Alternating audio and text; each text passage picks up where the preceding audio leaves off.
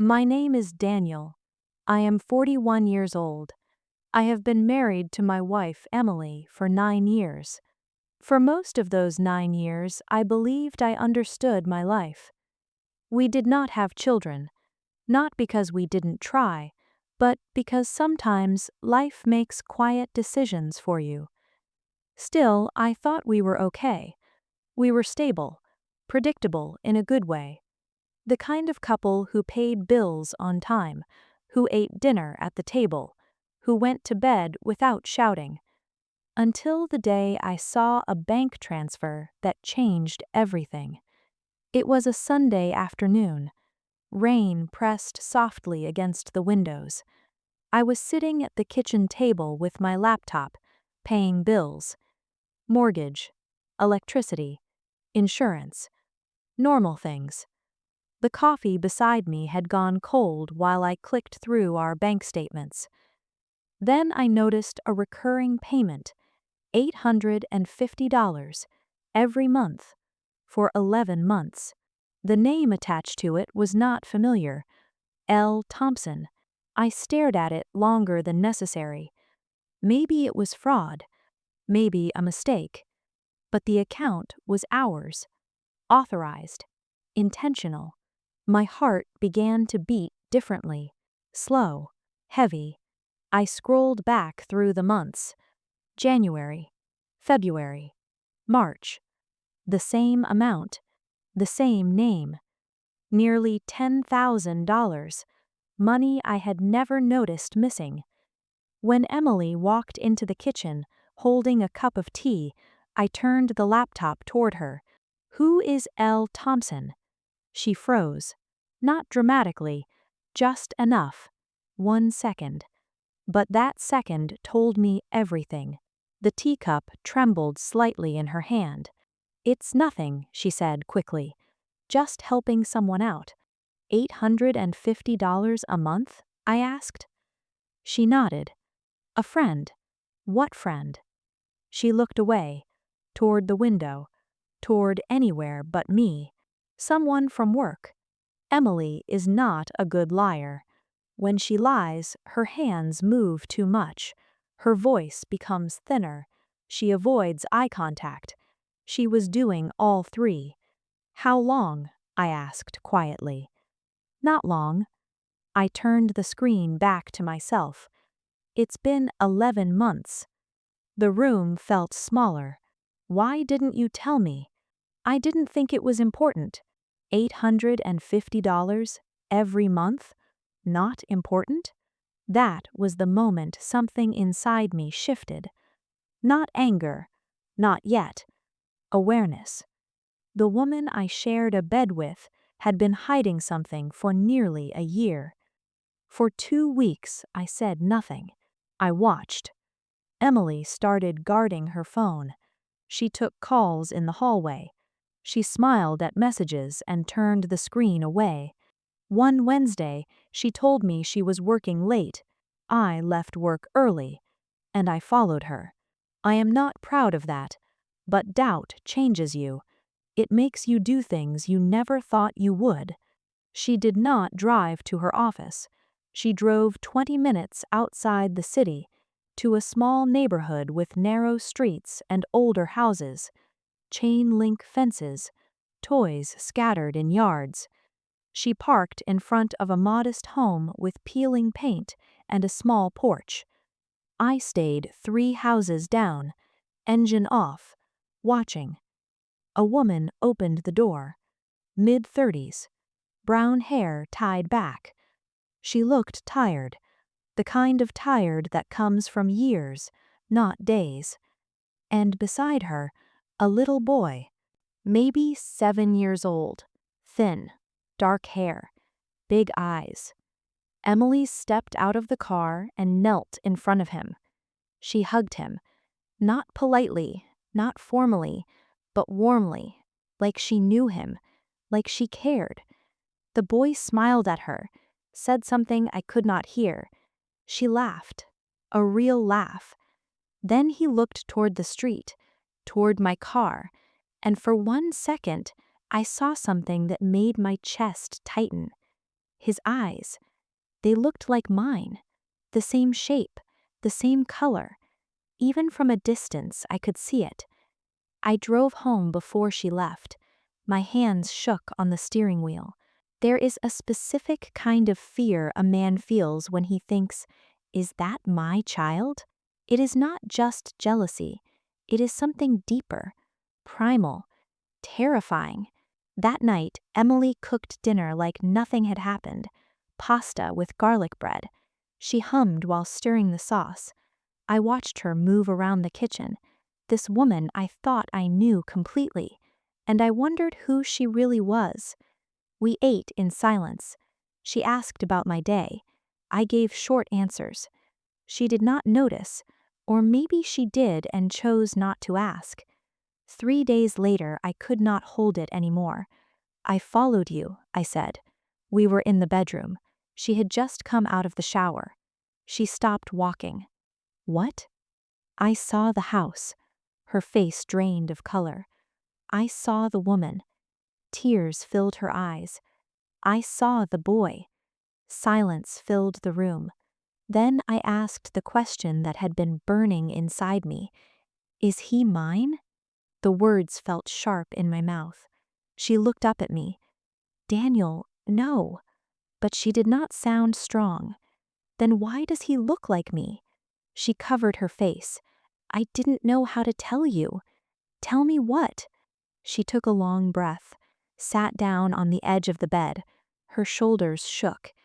His mother contacted me last year. The room felt like it tilted. His mother? She said she knew you, from before we met. Before we met. My mind raced through names, faces, fragments of a life I thought I had left behind. You remember Jessica? Emily asked softly. College. 1 semester, short relationship, messy ending. We were young, stupid. It ended badly. I haven't spoken to her in 15 years, I said. She was pregnant, Emily said. The world went quiet. What? She said she found out after you broke up. She didn't tell you. That's impossible. My legs felt weak. I sat beside her. She raised him alone, Emily continued. Until last year. She got sick. Sick how? Stage 3 cancer. The anger inside me cracked. She couldn't work anymore, Emily said. Medical bills piled up. She didn't know how to reach you. She found our wedding website. My name was public. She sent me a message. I stared at her. So instead of telling me, you decided to secretly send money? She showed me DNA results, Emily whispered. I froze. DNA? She did a private test years ago, using something you left behind, a shirt, hair from a comb, I don't know, but the results were clear. The truth settled slowly, heavy, real. I had a son, 7 years old, and I did not know. Why didn't you tell me? I asked. She cried. I was afraid. Afraid of what? That you would leave. That sentence hurt more than anything else. You didn't cheat, she said quickly. This happened before us. But if you suddenly found out you had a son, what would that do to us, to our marriage, to everything we built? I did not answer, because I didn't know. She didn't want money at first, Emily said. She just wanted you to know, but she was ashamed, and then she got diagnosed. The treatments were expensive. She was going to lose the house. Ethan was going to end up in foster care. So I started sending what I could. The image of the boy flashed in my mind. Those eyes, my eyes, a child I should have known. A week later, I went with Emily. Jessica opened the door. She looked thinner than I remembered. Chemo had taken her hair. Her skin looked pale, but her eyes were the same. Hi, Daniel, she said quietly. There was no anger in her voice, only exhaustion. Then the boy stepped forward. This is Ethan, she said. Ethan, my son. He looked at me curiously, not afraid, just interested. Mom says you're my dad. No drama, no accusation, just truth. I knelt down, looked at him properly. He had my nose, my chin. Even the way he stood reminded me of myself at that age. I didn't know, I said. He shrugged. I know, as if it was normal, as if fathers appearing late was just part of life. Jessica sat down slowly, her movements careful. I never wanted to hurt you, she said. You were about to graduate. You had plans, a future. I didn't want to trap you. You should have told me, I said. I know. Tears slid down her face. I was young. I was scared. And then it felt too late. You moved on. You got married. I didn't want to ruin that. Ethan sat quietly beside her, coloring in a book, not listening or pretending not to. I felt something I had never felt before. Responsibility. Deep, overwhelming, undeniable. That night I couldn't sleep. I lay in bed staring at the ceiling. I imagined his first steps, his first words, his first day of school, birthdays I never celebrated, scraped knees I never bandaged. I missed everything, not because I chose to, but because I never knew, and that truth sat heavy on my chest. The next few weeks were complicated. I started visiting, helping with homework, playing catch in the small yard. The first time he laughed at one of my jokes, something inside me softened. He told me about school, about his friends, about the science project he was working on. He was smart, curious, kind. He had Jessica's laugh, but he had my stubbornness. But at home, things were tense. Emily tried to act normal, but we were not normal anymore. One night, I asked her, if she hadn't gotten sick, would you have told me? She was folding laundry. She stopped, held a towel in her hands, silent. Yes, she said finally. When? When I felt ready. You don't get to decide when I become a father, I said. She cried. You're right.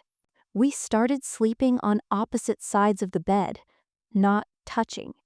Trust had cracked, not shattered, but cracked. One Saturday, Ethan asked me quietly, "Are you going to stay?" We were sitting on Jessica's porch, drinking lemonade.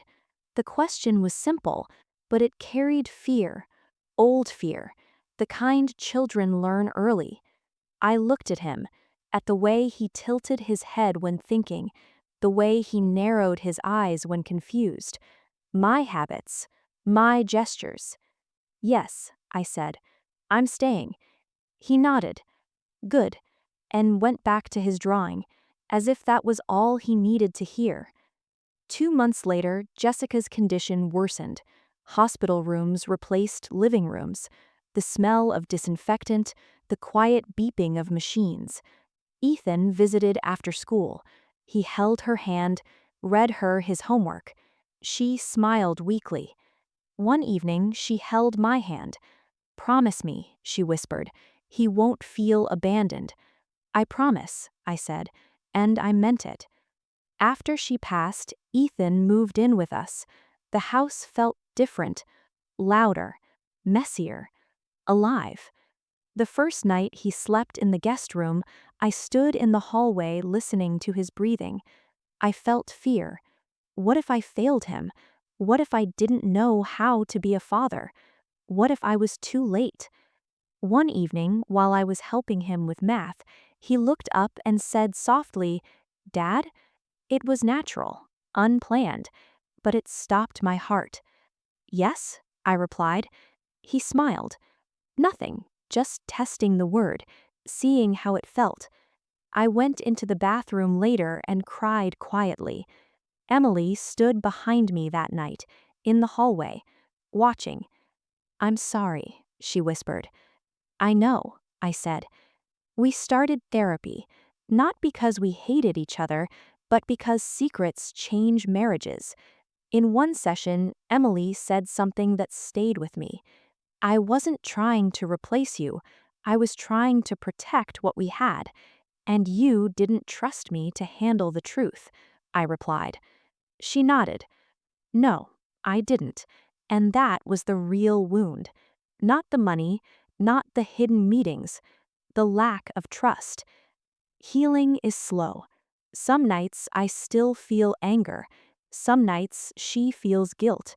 But every Saturday morning when Ethan runs into our room asking for pancakes, something feels right. He sits between us on the couch, argues about what movie to watch, laughs at things that aren't funny, and I think this is what I almost missed. If you had asked me a year ago what would destroy my marriage, I would have said infidelity, lies, another family. But life is more complicated than that. I did have another family. I just didn't know it. And the hidden child did not break my life. It revealed it, showed me what I was capable of, what I was willing to fight for. I missed the first 7 years of my son's life, but I will not miss the rest. Because sometimes fatherhood does not begin in a hospital room.